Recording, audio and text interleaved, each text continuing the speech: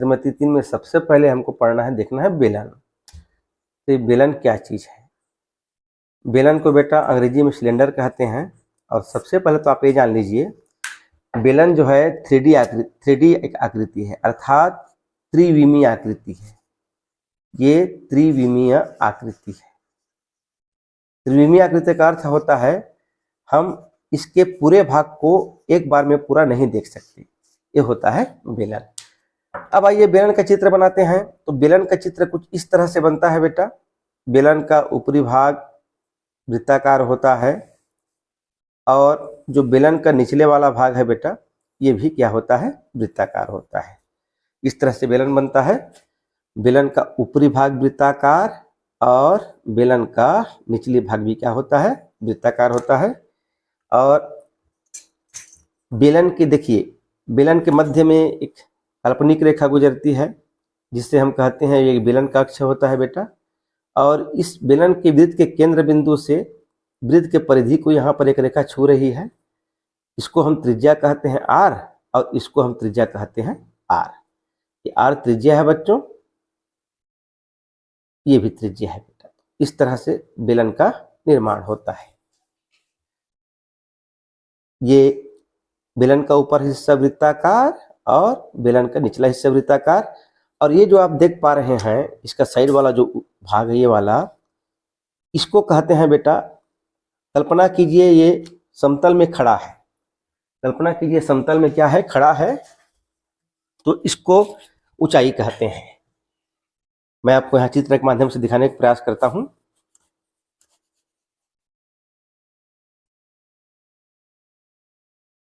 तो देखिए इस प्रकार से, तो ये जो इसका ऊंचा हुआ भाग है बेटा, इस ऊंचा हुआ भाग को इसको कहते हैं हाइट। अंग्रेजी में इसको हाइट कहते हैं, इंग्लिश में, और हिंदी में इसको ऊंचाई कहते हैं। तो इस प्रकार से बेलन के इतने अवयव हो गए जो हमको जानना है। तो बेलन के 3 हिस्से होते हैं, ऊपर और शीर्ष भाग, इसको शीर्ष भाग कहते हैं, जो कि वृत्ताकार होता है।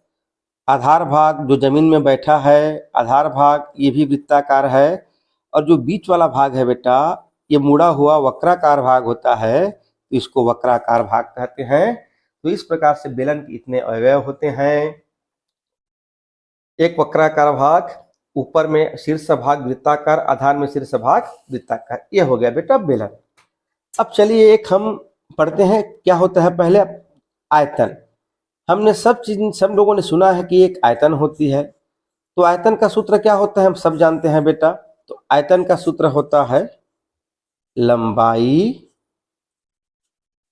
गुणा चौड़ाई और गुणा ऊंचाई। बेलन की ये सूत्र होता है, लंबाई गुणा चौड़ाई गुणा ऊंचाई। सॉरी, आयतन का सूत्र होता है लंबाई गुणा चौड़ाई गुणा ऊंचाई। अब इस जो आयतन का सूत्र है, इसको हम बेलन के लिए लागू करेंगे।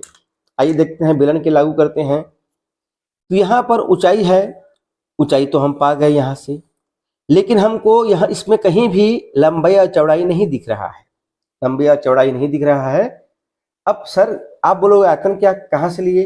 तो बेटा क्षेत्रफल, जब हम क्षेत्रफल की बात करते हैं तो हम 2D अर्थात द्विविमीय के लिए हम क्षेत्रफल निकालते हैं। जैसे आयत का क्षेत्रफल हो गया, वर्ग का क्षेत्रफल हो गया, ये सब द्विविमीय है, इनका क्षेत्रफल निकलता है। और जितने भी 3D आकृति हैं, जितने भी त्रिविमीय आकृति हैं, चाहे बेलन हो गया, चाहे घनाभ हो गया, चाहे घन हो गया बेटा, इन सब के लिए हम आयतन की बात करते हैं। तो इसलिए आयतन बराबर यहाँ क्या लिखे हैं? लंबाई चौड़ाई ऊंचाई। अब इस सूत्र को इसमें लागू करते हैं। ऊंचाई तो पा गए बेटा। अब हम देख रहे हैं लंबाई चौड़ाई हमको नहीं मिल रहा है। अब इस चित्र में हमको लंबाई चौड़ाई खोजना है। तो चलिए बताइए, लंबाई चौड़ाई किसका क्षेत्रफल होता है, किसका सूत्र होता है? तो लंबाई चौड़ाई क्षेत्रफल का सूत्र होता है। हम पढ़ चुके हैं आयत का क्षेत्रफल क्या होता है बच्चों? लंबाई गुणित चौड़ाई होता है बेटा। अब हम इसमें क्षेत्रफल देखते हैं कि क्षेत्रफल कहाँ हो सकता है। हम देख रहे हैं ये वाला भाग जमीन में बैठा है, आधार भाग, और इतना स्थान घेर रहा है जमीन में। तो हम यहाँ लिखेंगे ये आधार का क्षेत्रफल। यहाँ से पा गए बेटा हम लोग बेलन के आधार का क्षेत्रफल। तो इस प्रकार से बेलन के आयतन का हमको सूत्र पता चल गया। बेलन का आयतन का क्या सूत्र होता है बच्चों? आधार का क्षेत्रफल गुणित ऊंचाई। ठीक है, कभी कभी प्रश्न ऐसा दे देता है सीधा कि एक बेलन के आधार का क्षेत्रफल इतना है, ऊंचाई इतना है, तो आयतन कितना होगा, हम उसको गुणा कर देते हैं। अब आगे बढ़ते हैं बच्चों, आधार का क्षेत्रफल। अब आधार का क्षेत्रफल, अब गौर से देखो तो इसका आधार किस आकार का है? तो इसका आधार वृत्त आकार का है, तो हम यहाँ लिखेंगे बेटा वृत्त का क्षेत्रफल। आधार का क्षेत्रफल क्या था? आधार में इसका वृत्त था, तो हम यहाँ पे क्या लिखे? वृत्त का क्षेत्रफल गुणित ऊंचाई हो गया बच्चों। ये देखो बेटा, अब हम जानते हैं वृत्त का क्षेत्रफल क्या होता है? पाई जो नियतांक होता है और त्रिज्या का वर्ग, ये वृत्त का क्षेत्रफल होता है, पाई आर वर्ग। गुणा का गुणा, ऊंचाई को अंग्रेजी में एच कहते हैं बेटा। इस प्रकार से बच्चों बेलन के आयतन का सूत्र निकल गया, पाई आर वर्ग एच आयतन है, तो मात्रक में घन इकाई। इकाई से क्या तात्पर्य है जी? प्रश्न में जो दे मात्रक में वो इकाई होता है। अगर सेंटीमीटर दे तो यहाँ घन सेंटीमीटर होगा, अगर मीटर दे तो घन मीटर होगा। तो ये हो गया बेटा बेलन के आयतन का सूत्र। अब एक और का क्षेत्रफल बचा है। हमने तो आधार क्षेत्रफल निकाला, अब देखिए ये वाला भाग इसका मुड़ा हुआ है। इस मुड़े हुए भाग को गणित की भाषा में कहते हैं वक्र भाग। तो हम निकालेंगे बेटा इसका बेलन के वक्र पृष्ठ का क्षेत्रफल। बेलन के वक्र पृष्ठ का क्षेत्रफल। हमने आधार का क्षेत्रफल निकाला, अब बेलन के वक्र पृष्ठ का क्षेत्रफल निकालेंगे बच्चों। तो बताओ बेटा, ये तो वृत्त हो गया पूरा। कल्पना करो ये ऐसा पूरा घुमा हुआ है वृत्त, ये यहाँ पर ऐसा वृत्त घुमा हुआ है। तो ये जो यहाँ पर इसकी देख पा रहे हैं हम लोग, ये होता है बेटा वृत्त की परिधि। क्या होता है? वृत्त की परिधि। तो हम यहाँ सूत्र क्या हो जाएगा?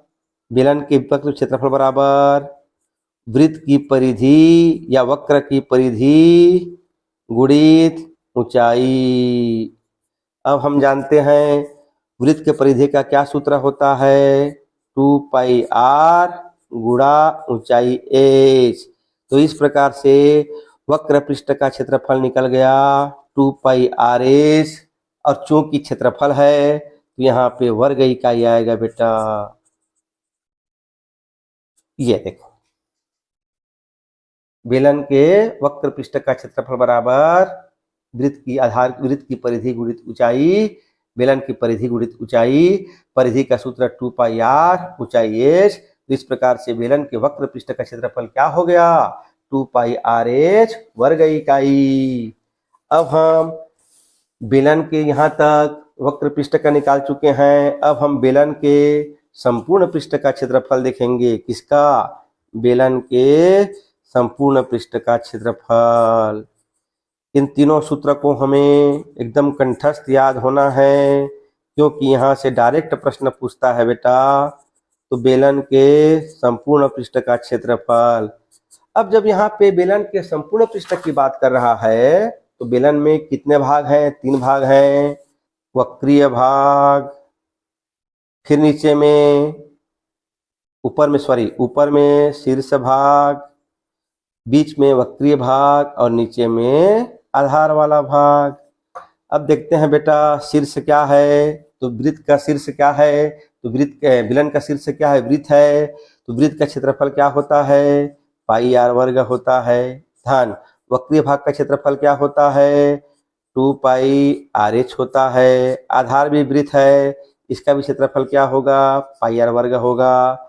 अब हम देखते हैं बेटा क्या क्या समान राशि है। तो यहाँ पे 1 पाई आर वर्ग है, यहाँ पे 1 पाई आर वर्ग है। दोनों को जोड़ेंगे तो ये हो जाएगा 2 पाई आर वर्ग धन 2 पाई आर एच। अब देखते हैं बच्चों क्या क्या कॉमन है। तो इसमें 2 है, इसमें भी 2 है, इसमें पाई है, इसमें भी पाई है। अब यहाँ पे 2 ठो आर है, यहाँ पे 1 ठो आर है। तो यहाँ के एक आर को बाहर निकालेंगे तो इस तरह से क्या क्या चीज कॉमन है? 2 पाई आर, इस पद से 2 पाई आर बाहर निकल गया। तो यहाँ पे केवल r बचा, धन तो गणितीय संक्रिया चिन्ह है, और यहाँ पर h बचा।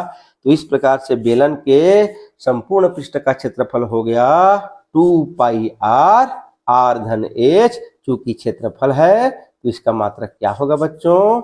वर्ग इकाई होगा बेटा। इन तीनों सूत्रों को आपको कंठस्थ याद रखने हैं एकदम। बेलन का आयतन पाई r वर्ग h घन इकाई, बेलन के वक्र पृष्ठ का क्षेत्रफल 2 पाई r h वर्ग इकाई, और बेलन के संपूर्ण पृष्ठ का क्षेत्रफल 2 पाई r कोष्टक में r धन h वर्ग इकाई। अब हम इससे संबंधित बेटा गणित बनाएंगे।